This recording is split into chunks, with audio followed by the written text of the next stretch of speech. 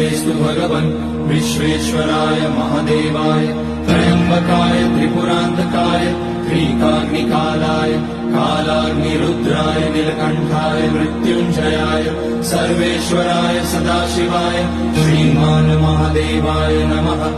ॐ नमः शम्भवाय च मयोभवाय च नमः शङ्कराय च मयस्कराय च नमः शिवाय च शिवतराय च। ॐ त्र्यम्बकं यजामहे सुगन्धिं पुष्टिवर्धनम् उर्वारुकमिव बन्धनान् मृत्योर्मुक्ष्यमामृतात्।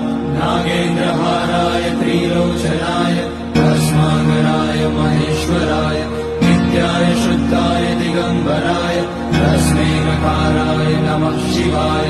मन्दाकिनी सलिलचन्दनचर्चिताय नन्दीश्वर प्रणतनाथ महेश्वराय मन्दारपुष्य बहुपुष्य सुपूजिताय तस्मै मकाराय नमः शिवाय। शिवाय गौरीवदनाब्जवृन्द सूर्याय रक्षाध्वरनाशकाय श्रीनीलकण्ठाय वृषध्वजाय तस्मै शिकाराय नमः शिवाय। वसिष्ठकुम्भोद्भवगौतमाय